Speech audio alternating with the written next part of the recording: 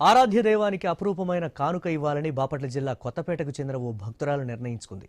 శ్రీశైలంలో జరిగే 1,00,000 విస్తర్ల సారె ఉత్సవానికి వెళ్లి చుండూరి సరస్వతి అనే మహిళ అక్కడ స్వామి అమ్మవార్లకు భక్తులు సమర్పిస్తున్న సారెను చూసి ఈ నిర్ణయం తీసుకుంది.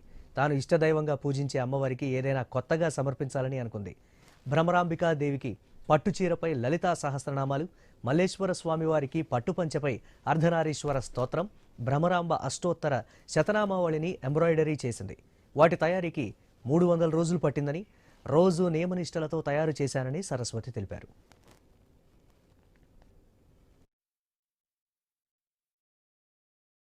శ్రీ భ్రమరాంబికా సేవా సమితి చీరాల వారిచే ప్రతి సంవత్సరం వార్షిక 1,00,000 విస్తరణ సేవ శ్రీశైలంలో సమర్పించబడుతుంది. స్వామివారికి, అమ్మవారికి పట్టు వస్త్రాలు, అలాగే వివిధ రకాల అలంకార వస్తువులు అమ్మవారికి ప్రతి ప్రాంతం నుంచి మా సేవకులు తీసుకొచ్చి సమర్పిస్తారు. ఇది మేము ఎంతో వైభవంగా చేసుకుంటాం. ఇది మాకు ఒక పెద్ద పండగ లాంటిది. మొట్టమొదటి తిరుమలలో సమర్పించాము. ఇది 7వ సంవత్సరం మేము ఇలా శ్రీశైలంలో సమర్పించడం అనేది. ప్రతి సంవత్సరం కార్తీక మాసంలో గో సంరక్షణ సేవ, గోవులకు ఫీడ్ ఇస్తాము. అలాగే మహాశివరాత్రి ముందు భక్తుల కోసం 1,00,000 విస్తరాకులు కుట్టించి సమర్పించడం జరుగుతోంది. ఓం నమ శివాయ, శ్రీమాత్రే నమః.